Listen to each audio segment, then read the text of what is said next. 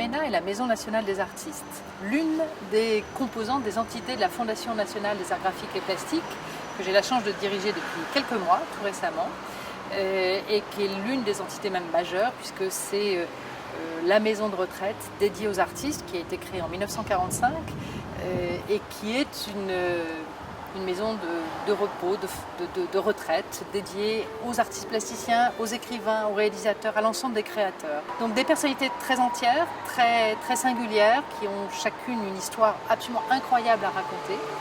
Et la particularité de cette maison de retraite, c'est d'offrir un contexte culturel important chaque jour. Et l'exposition qui ouvre aujourd'hui, consacrée à Grégoire Korganov, est l'une de ces activités culturelles importantes et très identitaires de la MNA, puisque c'est l'histoire d'une résidence, donc là encore d'une rencontre entre cet artiste, Grégoire Korganov, qui a travaillé depuis 1 an avec des résidents et qui, il vous l'expliquera, a travaillé sur un matériau particulier qui est leur rêve. Et donc nous avons là l'opportunité de découvrir cette relation privilégiée entre une nouvelle génération d'artistes et une plus ancienne, et de recréer ces ponts et cette curiosité qu'ils ont tous en commun vers le monde de l'onirique, de la création. Cette exposition est le fruit d'une résidence d'1 année à l'invitation de la Fondation nationale des arts graphiques et plastiques, qui m'a proposé de faire un travail avec les résidents de la Maison nationale des artistes, qui est une maison de retraite. Et je leur ai posé à ces résidents une question toute simple, qui est: à quoi rêvez-vous? Et j'ai recueilli ainsi 7 rêves que j'ai enregistrés.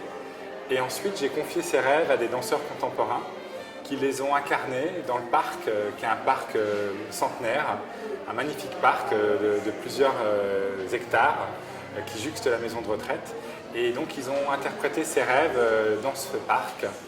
Et je les ai photographiés et je les ai filmés. Et j'avais envie, en fait, en questionnant les personnes âgées sur leurs rêves, de ne pas les replonger dans leurs souvenirs ou dans le passé, mais plutôt de les inscrire dans un temps présent, qui était le temps de la rêverie et qui est un temps qu'on partage tous. Et certains m'ont raconté des rêves qui étaient des désirs, d'autres des rêves qui étaient plutôt des rêves éveillés, et puis aussi des rêves nocturnes.